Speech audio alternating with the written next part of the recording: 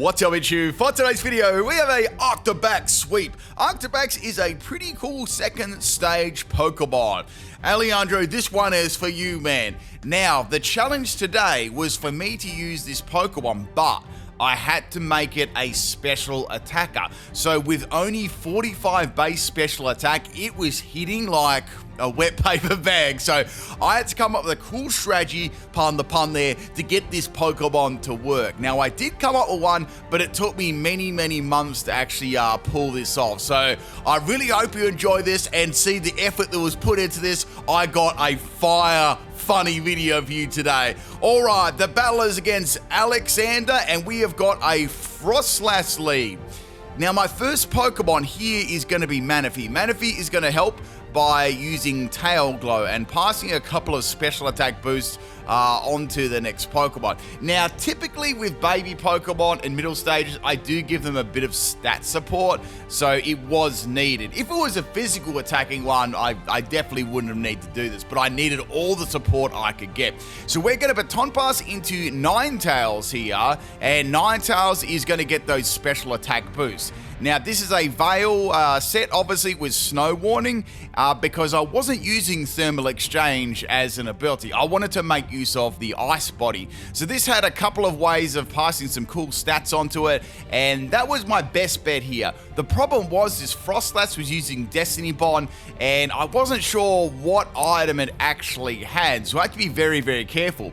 Alright, it is time here to go for the Baton Pass into the Temu Kyurem.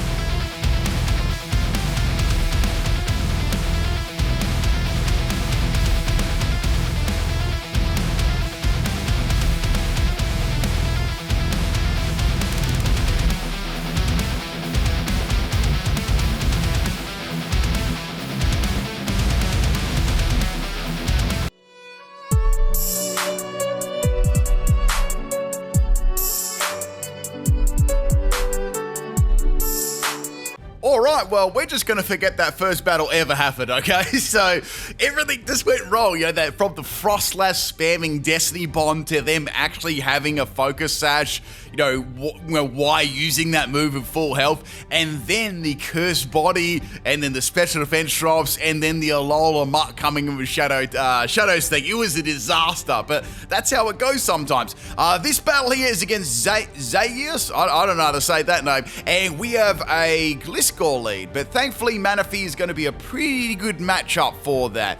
Now, I was quite scared of this Pokemon because it was a big special attacker and with a lot of electric type moves. Fortunately for me, they probably didn't expect me to pass off all my special attack boosts onto another Pokemon, so I was able to get a nice little swap into Alola Ninetales. Now, as you know, I've got a pretty good ability here, and I've got a very good matchup against that Pokemon. So they actually swapped out and went into Corviknight. So Corviknight isn't a bad counter at all to this strategy because it is a Steel type, and it's going to be obviously using Steel type moves here. So I was able to get the Veil up there and live that pretty well, actually. So this is a pretty slow Pokemon. Not Ninetales, of course, but Arctibax. So I did need some support there with agility. So here we go, people. We're going to get the W this time. I can feel it. Let's get it.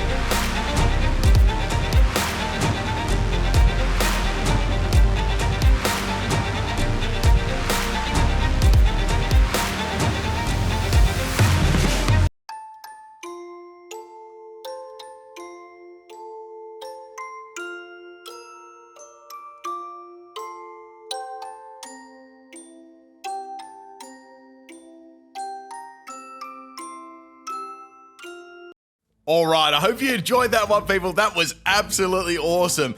So obviously at the end there, I seen a opportunity to maybe cause a little bit of salt. Was it a bit risky? It was, but I figured their Venusaur would have a grass move, which I knew that I could live there, a poison move, which typically sludge bombers on every single Venusaur set, or maybe something like Weather Ball, which I would have resisted anyway. So I thought it was a pretty safe way to troll there. So let's have a look at this team setup here. So typically Arctibax is a physical attacker, but this one had to go fully special attacking. So I've got max special attack and max speed EVs. Ability was Ice Body, which worked well with the Ninetales Alola, and I had Scope Lens on there and Focus Energy. This enabled me to get 100% crit ratio, so I could keep going for Drake or Meteor, even though my stats were dropping over and over and stuff like that. It didn't matter because I got a critical hit every time, so we ignored those stat drops, which was really cool.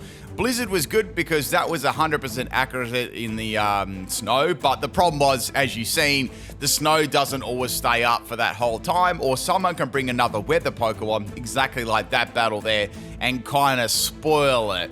Now, the other Pokemon setup I'll show you here real quick. We had Manaphy passing on some Tail Glows. Tail Glow is an excellent move because it boosts it by 3. So you pretty much only need 2 Tail Glows, and you need 2 and you're at max then. So I did have some other options at doing Substitute and Aqua Ring and maybe a bit of a speed boost of Salicberry, but it didn't really happen. So in that case, I thought it was better just to get the stats off before anything bad happened. Sometimes I'd get encored into certain moves, like I went for Tail Glow, then I got encored into it. So there were quite a few things that did go wrong. You just got to see a little glimpse of some of the attempts that I took there. Now, that was a max health and speed Manaphy. Manaphy's got some good overall bulk and good speed. It's a good Pokemon. It's got some nice stats. And Ninetales Alola was same sort of EV spread there, bulky and speedy. Icy Rock was the item, so we wanted to extend that Snow Warning for 8 turns instead of 5. And I had Veil there as well. So Veil was just helpful for Ninetales to get an agility up, and also more importantly for Arctibax to swap in. Because if you notice, I had that Corviknight, and even though Corviknight actually managed to get a bulk up there, it did hardly any damage to me at all, and I was just a sweeping set. So that was very, very important, having that a little bit of extra bulk, especially when you've got an Ice-type Pokemon and then you're swapping into another Ice-type Pokemon. It can be bad, especially if someone's using a Steel-type move. A lot of the cases, I had other Pokemon that counter me, say like more powerful physical attackers like Metagross and some other things like that, which did do a lot of damage, or Scizor and stuff like that did get around that. But I managed to get a battle where there wasn't those Pokemon, so there was other Steel types, but they didn't have that strong counter priority there. I had Hypnosis on there as well, which was somewhat useful, but a lot of the time it did miss. So sometimes I just got the Veil up and did one agility and passed it. It sort of depended how much time I had. But anyway, that is the Arctibax sweep. If you want to run a physical set, I would just run it very, very similar to Baxcalibur and given an Everlight with Thermal Exchange. I've done a Baxcalibur guide, so you can check that one out. Anyway, people, hope you enjoyed it. There'll be another sweep up tomorrow as well. Peace out.